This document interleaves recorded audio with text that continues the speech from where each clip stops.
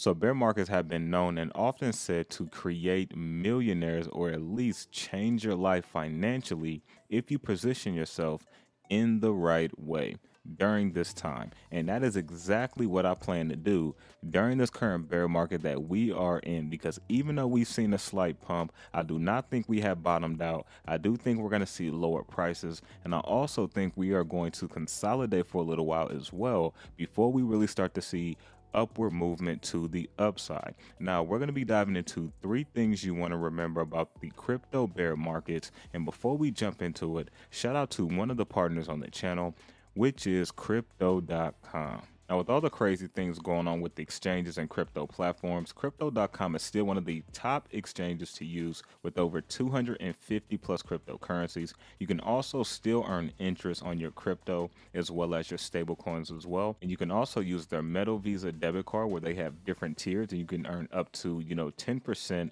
back paid in CRO on your different crypto purchases. And also, if you're just looking to track different cryptos, you can do that as well. So if you'd like to check out Crypto.com, there will be a link in the description below, or you could use the promo code Mike. But now let's go ahead and dive into the 3 things to remember about crypto bear markets right after this.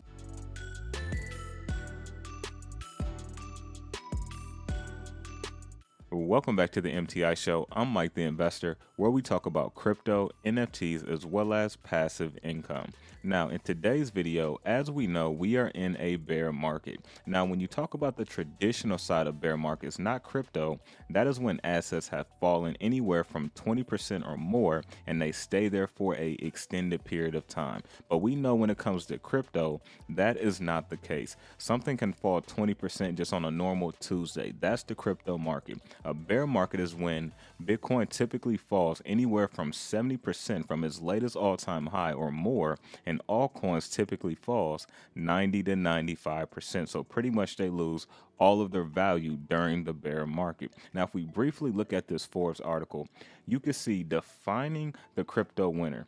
Defining the phrase even more literally, crypto winter is when prices contract and remain for an extended period. Analysts believe the wheels of emerging crypto winter were set in motion earlier in 2022.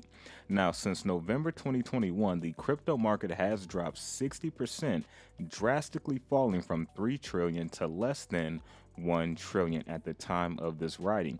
And at the time of that as well, if we go back to November, if you look at this article here briefly, you can see November 10th, Bitcoin was at its high around 69K, right? And since November, we've only seen a decline in the market, and here we are officially in a crypto bear market. So now let's kind of dive into the 3 things that you want to remember about crypto bear markets. The first thing is that scams and non-developing projects will be exposed. And the reason why that is because we don't have the hype anymore. You don't have all of that FOMO. You don't have the volume, and you also have less investors that is in the market as well. And so it is not as easy to hide behind, everything being pretty much green, us being in a bull market, all of the hype and excitement, because a lot of people are now currently scared of what's going on, seeing that crypto has lost over more than half of its value in less than a year, right? Being at 3.1 trillion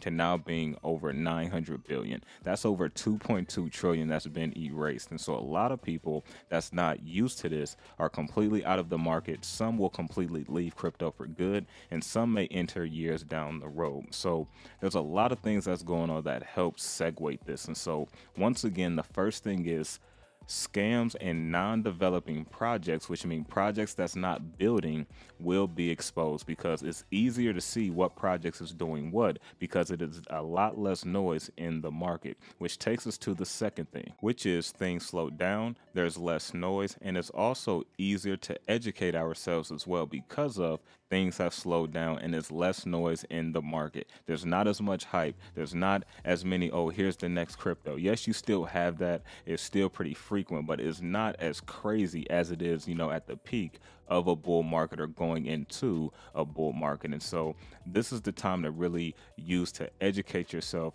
grow your education, and figure out, what positions you really want to focus on and build as we go into the next recovery phase, because at this time this is temporary. However, this could definitely last anywhere, from 1 to 2 years, if not longer. We don't know exactly how long this is going to last.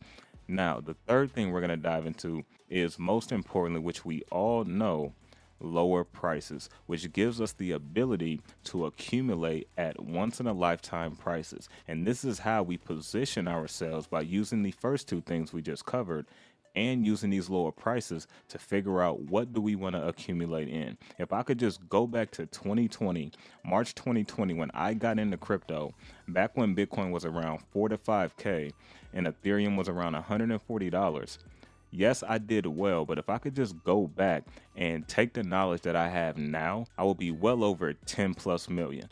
If I had the knowledge that I have now, if I could just go back 2.5 years. And that's the power of having that education, having that experience, and figuring out what projects you truly want to build quantity in, because it's not about necessarily nibbling into this project, nibbling into this project. It's about building quantity in something you believe, and then you take profits, because it's not that I didn't do well, it's that I could have did exceptionally well if I would have just added more quantity. So it's not that projects I held that I'm still holding didn't do well. It's just the fact I didn't buy enough. And this is the time where you do that education to figure out what projects do you want to accumulate in. I'll also have a video I'm going to be putting out as well, should be this week, where I'm talking about the biggest lesson I learned here in crypto, because I got in crypto March of 2020, started my investing journey early in 2019, back in the traditional stock market, and then I got into crypto March of 2020 at the end of the bear market, and I had no idea, right? And so I could have did so much damage